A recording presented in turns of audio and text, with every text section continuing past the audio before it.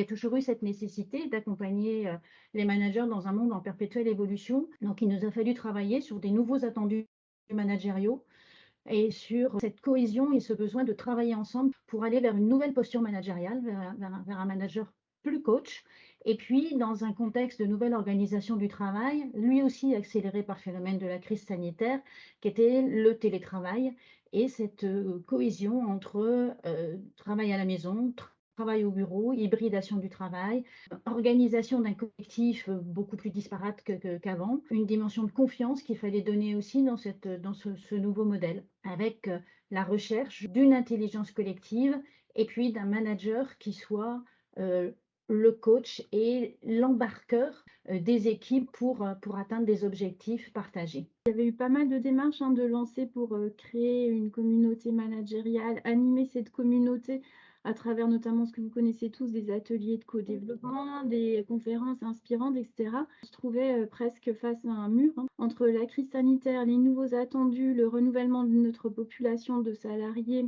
Ces différents leviers qu'on avait déjà pu activer, on se voyait un petit peu dépourvus par rapport à ce besoin d'accompagner les managers sur une nouvelle posture et surtout de recréer une communauté managériale.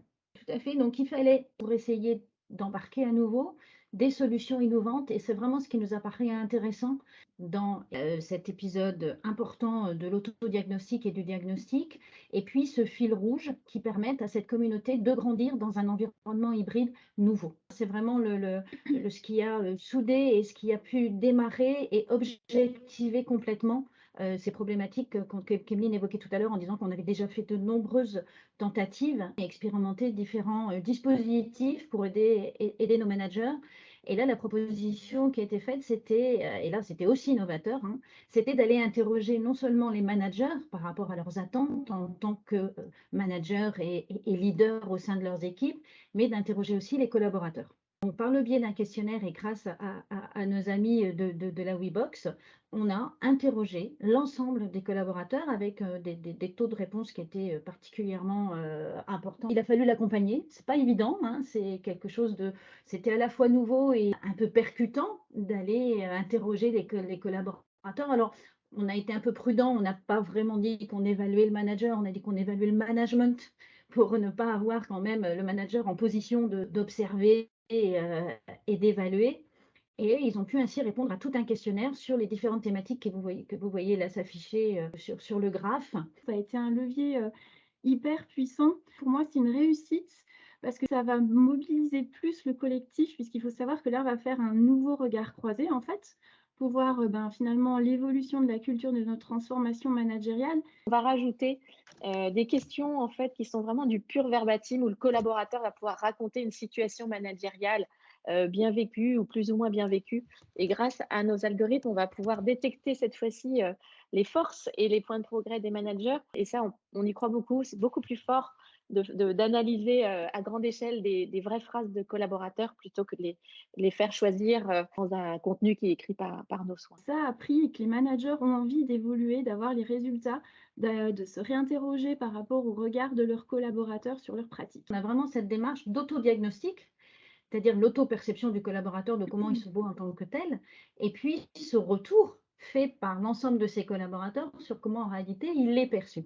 Et on s'aperçoit qu'il y a une vraie curiosité et une vraie recherche et un constat quand même assez fréquent d'une adéquation entre le mode de perception du manager et le mode de perception de son équipe. Et la richesse de l'exploitation, ça nous a permis de bâtir sur mesure le programme d'accompagnement des managers au regard des problématiques qui ont été issues de l'exploitation de l'autodiagnostic.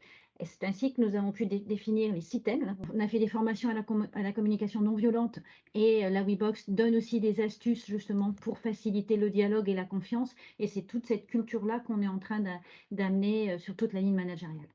C'est vraiment une articulation, ce que je pouvais exprimer tout à l'heure en termes de levier de réussite, au regard de ce que nous, on impulse et comment on le complète et on fait mobiliser les managers à travers la WeBox en termes de continuation, en fait, de réflexion et d'appropriation de la matière que nous, on a pu impulser à travers la CNV ou d'autres démarches, effectivement, comme l'entretien annuel d'évaluation. Et on communique même de façon globale et anonyme. C'est ça qui est super intéressant d'ailleurs, c'est que c'est proposé à tous avec un niveau d'engagement et une sensibilité qui s'adapte à soi-même.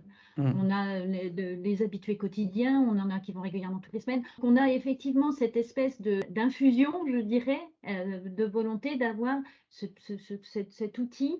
C'est mon petit truc utile. Et voilà, je l'ouvre et il y a longtemps que je n'y suis pas allée, j'y vais. Pour ça aussi, je trouve que c'est une belle réussite, c'est-à-dire que les managers en parlent entre eux, que ça fait écho aussi au niveau des collaborateurs, qu'ils en parlent aux collaborateurs et que tout le système prend en fait. Moi, je dirais que les managers osent.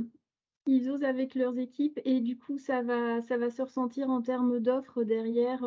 Et là aussi, la WeBox joue son rôle parce qu'on anime aussi avec des intervenants des conférences à destination de la ligne managériale et 2021 et 2022, la thématique était l'audace. On essaye d'avoir toute cette cohérence de construction sur la complémentarité entre les différentes actions, tout comme le plan d'accompagnement et les thématiques de formation ont été choisis.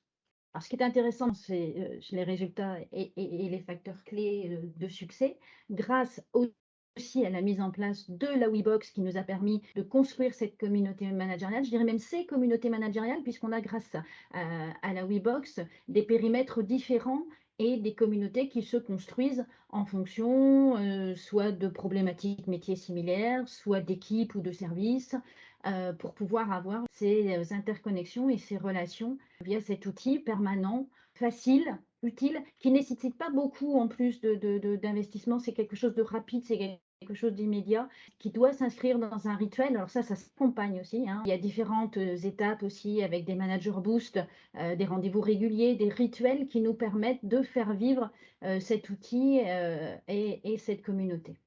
Donc, on est plutôt parti sur un dispatching métier et on a effectivement aussi intégré des managers de projet. Donc, on a cassé la notion de lien hiérarchique pour justement se mettre plus d'égal à égal et être plutôt par rapport à des enjeux communs autour des missions qui sont effectuées au sein de notre organisme. L'appli nous permet à la fois d'avoir ce partage de bonnes pratiques, alors que ce soit des bonnes pratiques issues d'apprentissage, notamment par le biais du parcours de formation qu'on a pu avoir et qui va arriver à sa fin là, mi-décembre, ou par des pratiques d'expérience de managers et du coup cette interconnexion entre les experts, ceux qui ont l'expérience, les nouveaux qui ont des idées, tout ce joyeux mélange qui crée cette communauté et ce partage de pratiques et de connaissances.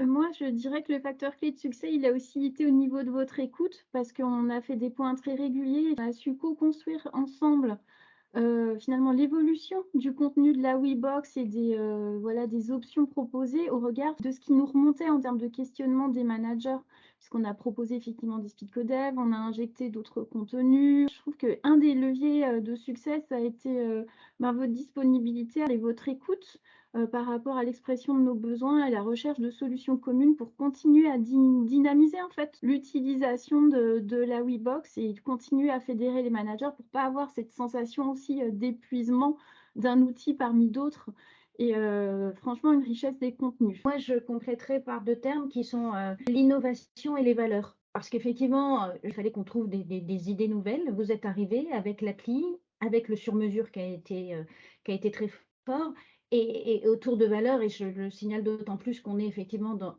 ce moment dans ce challenge caritatif qui est très cher aux valeurs de la sécurité sociale, hein, de solidarité.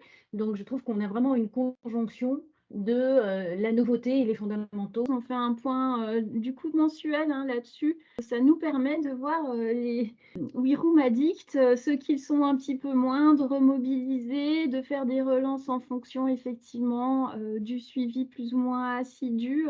Du coup, c'est aussi un super outil en termes de pilotage pour un petit peu sentir et effectivement, du coup, remobiliser par d'autres leviers de l'attractivité quand ça s'essouffle un petit peu parce qu'il y a les vacances, parce qu'il y a un projet.